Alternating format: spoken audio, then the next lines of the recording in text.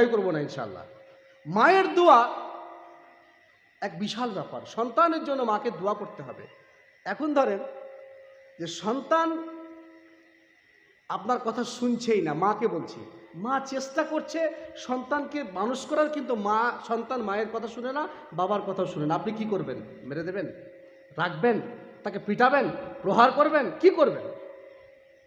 আপনাকে তখনই উচিত হবে দ্রুত উজু করে দূরে কাজ সলাত আদায় করে আল্লাহর কাছে দোয়া করা। আল্লাহ, আমি তো তোমার কাছে এই সন্তানের আশা করিনি, তুমি কেন আমাকে সন্তান দিলে? অতএব আমার সন্তানকে তুমি ফিরিয়ে দাও, ঠিক করে দাও, আমার সন্তানকে তুমি ইমানদার করে দাও, আমার সন্তানকে তুমি পরেজগার করে দাও। ভুল করে আপনি ছোট বাচ্চাকে লাঠিচার্জ করবেন না, মারবেন না, আপনি তার প্রতি প্রহার করবেন না, তার প্রতি কষ্ট দেবেন না।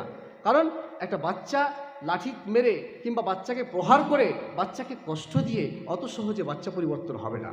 মা বোনদের উদ্দেশ্যে দৃষ্টি আকর্ষণ করছি যে একজন বাচ্চার জন্য দোয়া কত মারাত্মক দোয়া জানেন? আপনি দেখেন